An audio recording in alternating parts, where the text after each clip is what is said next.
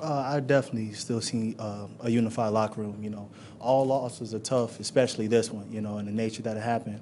But make no mistake, the locker room will always stay together. When things happen, things negative happen. Most people turn. They do less. They work. They don't work as hard as they used to. But I told them and I assured them that, when things go wrong, you have to go harder, because everybody, once you leave college, you don't have the same type of support that you have from the locker room. So I just encourage them that when things go wrong, the thing is to go harder, not to digress in any way. Shaq, defense led a lot of chunk plays in that second half.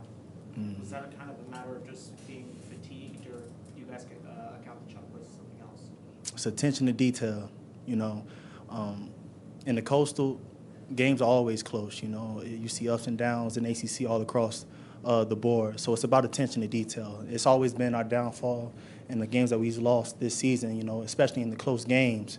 There's always attention to detail. It's always if you would have done this right and this right, the game wouldn't be close in the first place. But I always tell them when you let teams hang around in any manner, whether it be you be playing in the playoffs or wherever you may be playing, when you let teams hang around and you don't punish them when you have the opportunity to punish them, that's what happened. They come from under you. What does it take to get that consistent attention to detail from everybody in that locker room? It's the buy-in from top to bottom. You can't put together 2 really good days of practice and then have one day, not so good. Because being great is a consistent thing. You have to be on your P's and Q's every day, and it's tough. It's tough to do it inside the locker room. It's tough to do it in the real world. It's tough to wake up and be the best you can be every day. But the standard demands that. When you don't play to the standard, this is what happens. When you don't pay attention to detail, when you don't put it all on the line for your brothers, when you don't do what you're supposed to do because the man next to you may be doing that.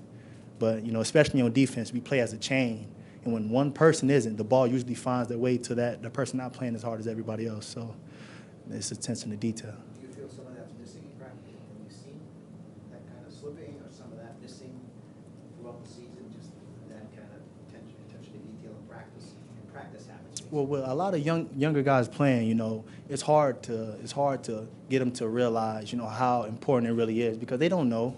You got guys coming from high school, you got guys that have been sitting out a year maybe, and now they're in a big position. Now, you're playing more snaps than you ever played in your life. And to you, just being on the field may be, wow, Mom, I'm here, Dad, I'm here, But the standard is so, is so real that it's hard to just come in and instantly know what you have to do, So as a senior, it's my job, all the seniors, it's our job to do our best to prepare them for the game, when Mike Pickney leaving the game, Rigoni did a great job stepping up, but Rigoni's been doing a great job, So that's the type of thing that we have to have every day, every week,